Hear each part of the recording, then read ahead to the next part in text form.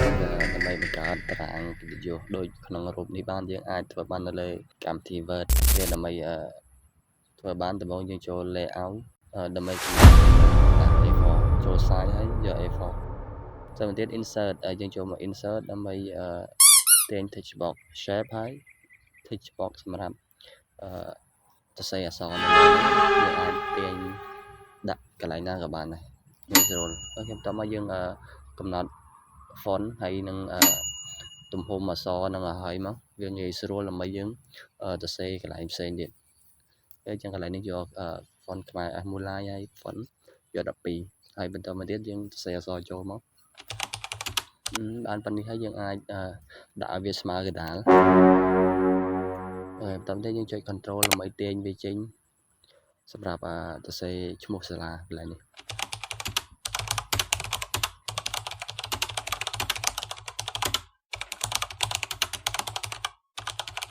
កន្លែងនេះយើងអាចដាក់កម្រិតឲ្យវាបន្តមកទៀតយើងដូរពណ៌ select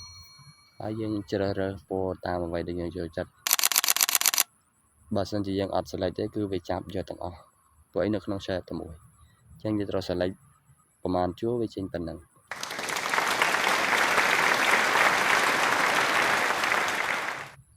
អញ្ចឹងកន្លែងនេះដូចគ្នាដែរយើងចុចលើវាហើយយើងអាចដូរពណ៌បានកន្លែងដាក់ពណ៌ខៀវកម្រិតដូចគ្នាយើងដាក់មកសមរម្យតាមអ្វីដែលយើងមើលទៅស្អាតណាអូខេហ្នឹងហើយយើងទាញវាចុះក្រោមដើម្បីបន្ថែមនៅ logo សាលាអញ្ចឹងដើម្បីដាក់ logo បានដំបូងយើងត្រូវចូលទៅ insert ហើយយកពាក្យ picture ហើយទៅបើក file នៅក្នុង computer របស់យើងដើម្បីរករូបភាពមកដាក់ហើយអញ្ចឹងកន្លែងនេះខ្ញុំរករូបជាតំណាងណាដាក់យើងព្រមវាឲ្យទូចមកអញ្ចឹងកន្លែងយើងអាចចុចតាមបែបនេះបានដើម្បីអូសរូបយើងបានបើមិនអញ្ចឹងទេគឺអូសអត់កើតទេ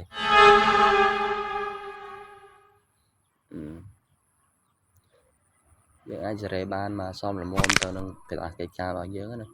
ដាក់មកស្អាតបែបណាគឺយើងអាចសេរីបានព្រោះយើងធ្វើនៅលើ text box គឺងាយស្រួលមែនទែនពេលបន្តមកទៀតយើងអាច copy វាដើម្បីសរសេរនៅ text box មួយទៀតយើងដាក់តារាងកិត្តិយសប្រចាំខែពេជ្ជការអញ្ចឹងមកអញ្ចឹងកន្លែងនេះយើងសេរីឲ្យវាចំកណ្ដាលសេរីធ្វើម៉េចមកយើងមើលទៅគិតថាស្អាតខ្លួនឯងណាឡើយយើងអាចដូរពណ៌យកពណ៌ខៀវឬក៏ពណ៌អីតាមអូខេឡើយនេះយើងអាចដូរពណ៌យកពណ៌ក្រហមមកយើងអាចដាក់ background ដាក់ពណ៌ផ្ទៃនៅក្រោយអក្សរនេះយើងអាចដាក់បានអញ្ចឹងកន្លែងនេះយកពណ៌យ៉ាងប្រផេះហ្នឹងមកហើយអញ្ចឹងយើងអាចដាក់ផ្សេងគ្នាបានទៀតទៅតាមអ្វីដែលយើងចូលចិត្តតទៅទៀតយើងអាចសេរី font តាមទំហំជាក់ស្ដែងកុំឲ្យវាទូចពេកឬក៏ធំពេកដាក់មកល្មមអូខេបន្តមកទៀតយើង copy ចុច control ហើយសរសេរនៅលើ text box នេះមួយទៀតយើងដាក់ថាឆ្នាំសិក្សា2025 2026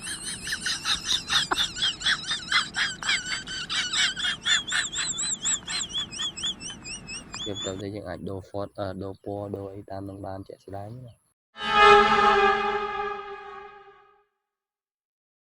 អូខេអញ្ចឹងយើងបានបែបនេះហើយតារាងកិត្តិយសយើងចាប់ដើមមានសម្រស់ឆើតឆាយម្ដងបន្តិចហើយចូល insert ហើយយើងទៅរករូបមួយដើម្បីដាក់ឈ្មោះសម្រាប់អ្នកដែលជាប់លេខអញ្ចឹងកន្លែងនេះយើងអាចគូសនៅលើ shape ក្នុង insert ក៏បានដែរតែនេះយើងយករូបនេះមកវា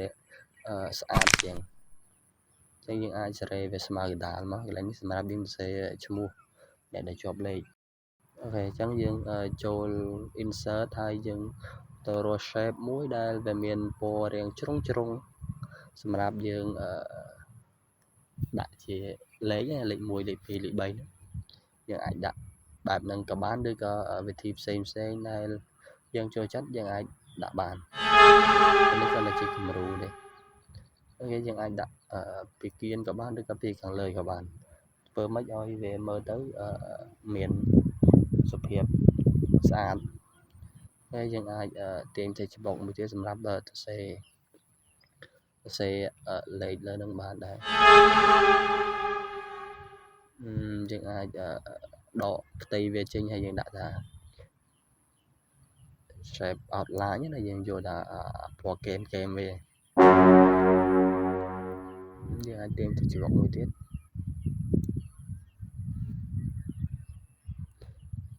យើងអាចកំណត់ font វាឲ្យមកតែមកទៀតយើងងាយស្រួលក្នុងការ copy អញ្ចឹងយើងដកពណ៌គែមវាហើយនឹងពណ៌របស់វានេះគឺយើងដកចេញអស់អូខេបានបែបនេះយើងដាក់វាឲ្យស្មើហើយយើងចុច control ឲ្យជាប់ហើយយើងគ្រប់វាតែមកយើងអាចគ្រប់វាទាំងអស់ដើម្បីងាយស្រួល copy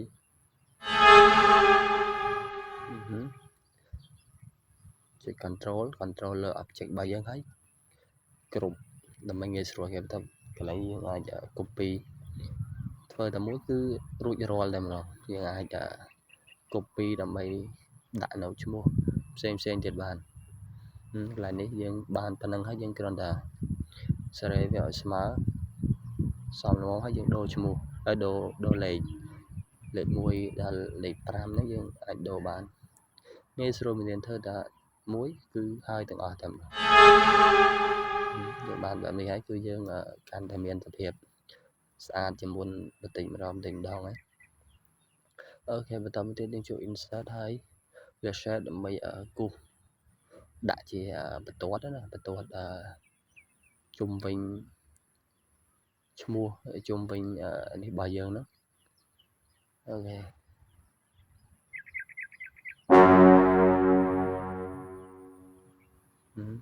តែបន្តិចយើងដាក់វាទៅពីខាងក្រោយមិនកុំឲ្យបាំងគេព្រោះអីបើសិនជាយើងដាក់យ៉ាងទៅគឺបាំងអក្សរផ្សេងគឺមើលអត់ឃើញទេស្មាឆ្វេងស្ដាំឲ្យស្អាតមក